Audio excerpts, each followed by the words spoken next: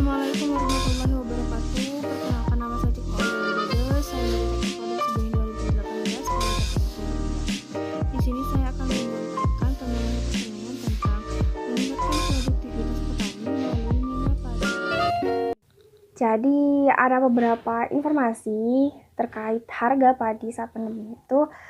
Pada bulan April, harga padi masih relatif stabil.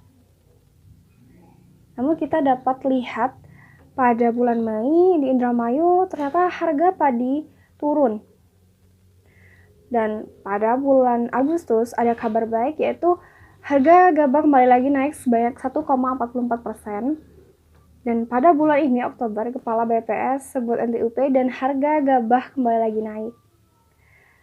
Dan apa saja permasalahan yang sering muncul pada petani, yaitu pertama adalah harga pupuknya, yang kedua adalah kuantitas dan kualitasnya, yang ketiga adalah keuntungannya yang minimal, dan yang keempat adalah dana yang lebih untuk menggarap, dan yang kelima adalah tanahnya masih menyewa.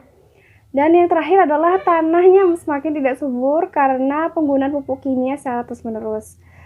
Lalu sebenarnya apa sih yang dimaksud dengan mina padi itu? Jadi yang dimaksud dengan mina padi itu adalah suatu usaha pertanian gabungan yang mana memanfaatkan genangan air yang ada pada lahan padi saudara untuk dijadikan sebagai budidaya kolam.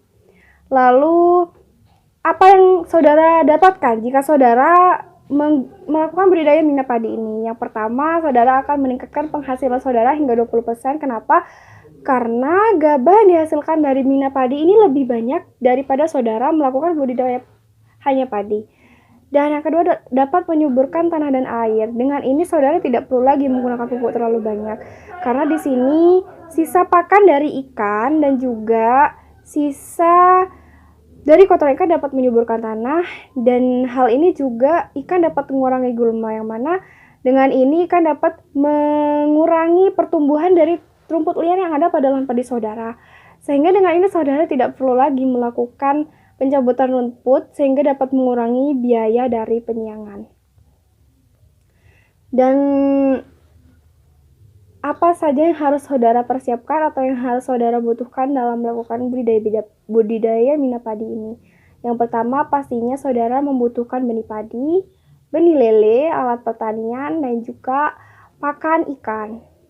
Lalu langkah apa jika saudara akan melakukan budidaya mina padi ini? Yang pasti saudara yang pertama harus menyiapkan lahan. Saya sarankan saudara untuk melakukan penyiapan lahan dengan 18 kotak berukuran 3 x 6 meter, kedalaman 30 meter sama 40 cm, dan jangan lupa diberi sesek dan seng untuk menghindari ikan keluar dari lahan budidaya. Dan yang kedua adalah mempersiapkan benih ikan. Saya di sini menyarankan saudara untuk memilih benih ikan lele. Kenapa? Karena di sini ikan lele mampu bertahan pada kondisi lingkungan apapun. Dia termasuk ikan yang kuat. Lalu yang kedua adalah satu kotak berisi 1000 sampai 1500 lele, yang mana di sini ukuran lele 7 sampai 12 cm dengan harga lele per bijinya yaitu Rp350. Bukannya itu murah sekali, bukan? Lalu yang ketiga adalah membersihkan benih padi. Di sini saya menyarankan saudara untuk memilih padi Ciherang. Kenapa saya mau menyuruh saudara untuk memilih padi Ciherang? Karena di sini padi Ciherang tahan akan penyakit, dia produktivitasnya tinggi, dan juga dia usia panennya lebih cepat. Di sini saudara bisa meletakkan 5 kg padi di tiap kotaknya. Dan saudara harus menyemai dulu padi di lahan yang berbeda. Lalu setelah 30 hari saudara dapat memindahkannya ke lahan budidaya saudara. Karena di sini setelah 30 hari batang dari padi sudah lumayan kokoh, sehingga dia dapat menerima lele masuk.